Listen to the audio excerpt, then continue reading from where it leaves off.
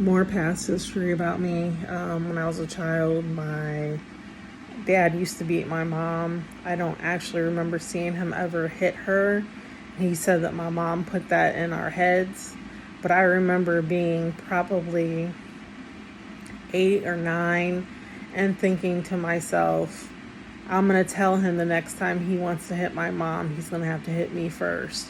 So for me to remember that he had to have been hitting her, I know for a fact that he beat my bonus mom and his wife.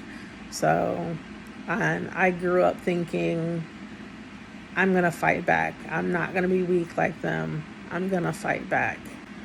So at the end of February on the 28th, I got my job back at the laundromat. So I started working again. So that's a positive thing that happened for then starting March. With March, there's a lot going on. I'm reading through my diary, and it's better off for me just to read from the journal entries than try to say all what happened, because there's a lot of emotional roller coaster stuff going on. March 1st, 1999. I've been up all morning just crying. Shane and I got into it again. He doesn't care about me. Well, not in the same way that I'm in love with him. I keep trying to tell myself that I'm not. Why would I be? Just when I think he feels the same for me, he goes and does something that shows he doesn't. I don't understand why he's doing this to me. I would never hurt him. All I want is to be loved, showed. If only he would love me as half as much as I love him. I almost told him how I felt the other day. I'm so glad I didn't now. Later on in the day, Shane started to be nice to me and talk to me and shit. Funny, huh? I mean, last night he basically tells me he doesn't give a damn about me, and now he's being nice. He even came up and kissed me on the back of my neck. Well, at the end of the day, Shane broke up with me. He told me that he was surprised that I even was around here today. So I guess he broke up with me last night. Who knows? All I know is I want my mom. I'm so tired of hurting. I want to know what it is about me that makes no guy want to be with me. I really thought I had a guy that would care about me forever. All I heard was how much of a nice guy he was, and then he wanted being like all the others. But I've seen it coming. I just don't know why I didn't leave before Valentine's Day, the first time he hurt my feelings. If It's Over by Mariah Carey. I have the lyrics written down in my journal on this next page. I talked to Shane today, and I asked him if he was sure he wanted to break up and just not see each other on the weekends. And he told me that is what he wanted. I also told Shane to bring Whitney in my green basket with him if he still wanted me to leave. And he didn't even come pick me up. Grandpa did. He's so confusing. He tells me he doesn't want me here, but yet he won't take me anywhere else. I talked to my mom today, and she told me a lot of shit that got me thinking. She also said Shane isn't going to know if I'm the one for him, if I'm always around. March 3rd, I woke up to Bethany being there. Now, the night before and that day, Shane was sick. And that's why he didn't come pick me up, because he was so sick. But once Bethany was there, he was in the shower ready to leave with her. So I went upstairs and talked to her, and they were going out to breakfast, and she invited me along. And I passed. I didn't want to go. I was babysitting and didn't want to have to deal with him and my daughter getting them ready. So later on, Shane said something about going and picking up Tommy Shane's friend, which is Martin's son, and Bethany was going to be with them. And I got a little shitty about it because he said he doesn't take anyone to Martin's house. So that proved to be a lie, because he was taking Bethany with him. And apparently Tommy Shane said something too, and he also had asked me if I was coming. And I guess his dad got on to him for inviting me along. And so I told Tommy Shane, I'm like, you know what? Go tell Bethany I am coming, that they can come back and pick me up. I'll be ready in 10 minutes. So I wound up going out to breakfast with them, and Shane didn't say much. But me and Bethany were alone for a little bit, and she tried to tell me that she looks at Shane like her brother and that they've never had sex. and I didn't know that. We were home and Bethany was gone. Shane came over and laid with me.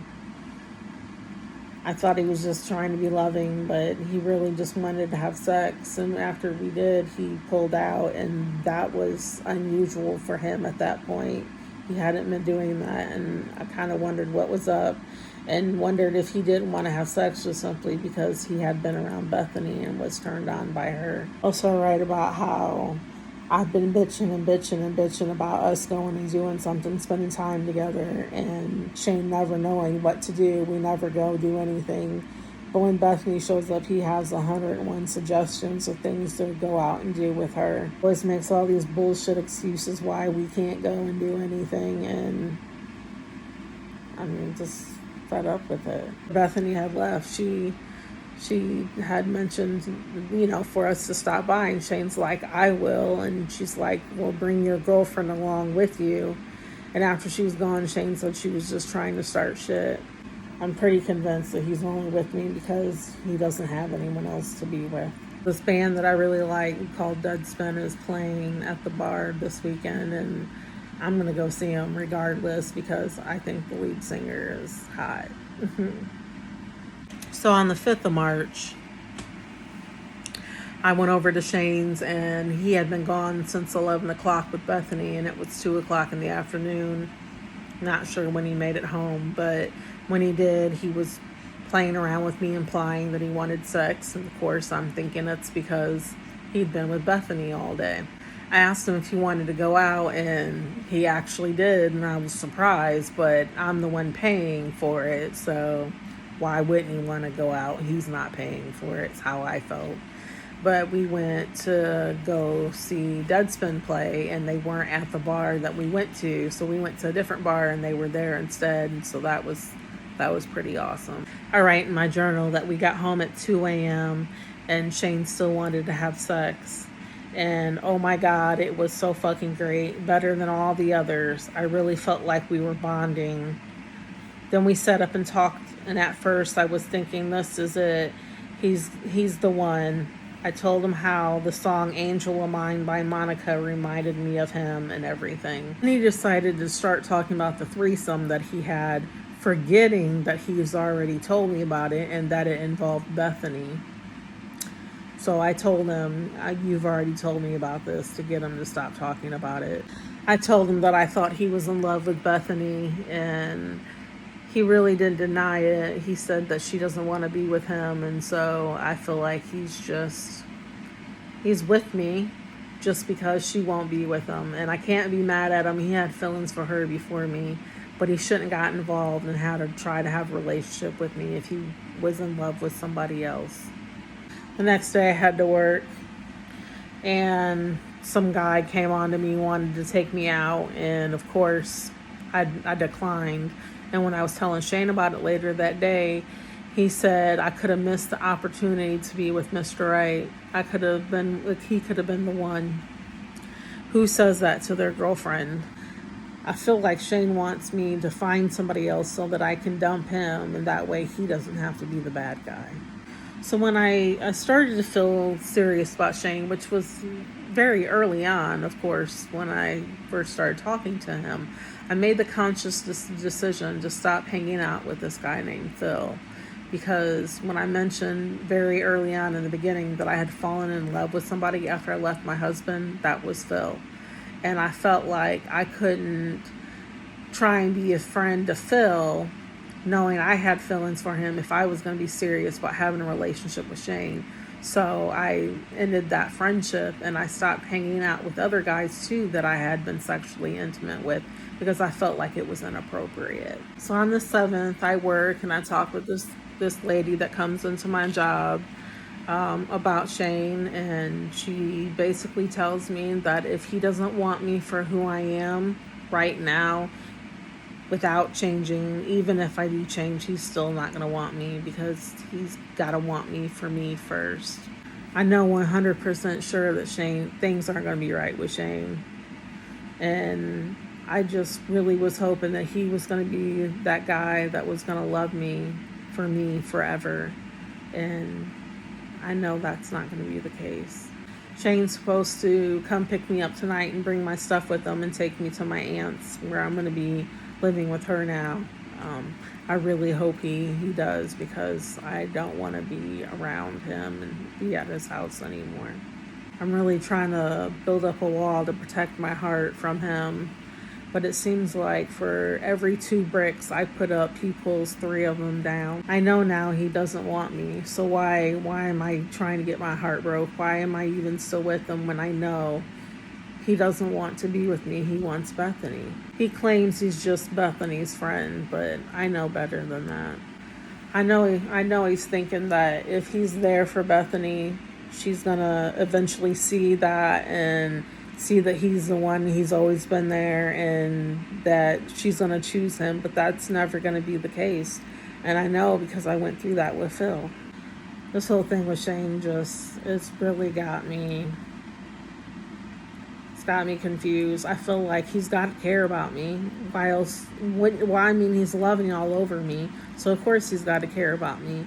But then I realize he does the same thing with the dogs that he does with me. When Shane shows up to pick me up, he doesn't have Whitney or my stuff with him so that I can go to my Aunt Tina's.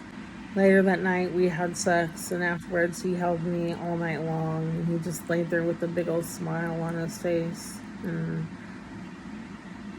I'm starting to fall in love with him. I'm already in love with him. So the next day on the 8th, me and Shane get into it because of Whitney. I'm giving her a bath and she's unsupervised, and he feels like she's too young to be unsupervised in the bathtub, but she's been taking baths by herself for the last 2 years. So later on, things were fine. We had sex. We talked a little bit. I was playing with his toes and he was kissing on my stomach and making fart noises on my stomach, and we were just, spending time together and having some nice quality time. We got into it about Whitney again. I'm just on an emotional roller coaster with him. I don't know if I'm coming or going. One minute things are great and the next minute they're not, and I don't understand him at all. So when we got into it, it was because Whitney is sick and she has a fever, and apparently I'm not checking her temperature and administering medicine in a timely manner, which Whitney's never been sick before, so I don't know. This is all new to me. And he finds it hard to believe that she's 4 years old and has never been sick before. But I breastfed her, and there was one time she had a fever and it broke when I took her to the emergency room. Like, I did all kinds of stuff for it to go away, and it didn't until we got to emergency room, and then she was just fine. So I'm not used to dealing with her having fevers. And Zach, I think it was Zach, said something about, oh, Dad, I remember when we were little, when we had a fever, you'd put a wet washcloth on our foreheads. And he's like, well, she's not my kid. And I feel like she doesn't have to be his kid for him to show concern and caring for her. What an ass. Actually, exactly what he said is, I'm not her dad or mother. Shane acts like I get defensive over everything that he says, and I just feel like he's picking me apart. Whatever he can do, he just picks me apart. He just picks me apart.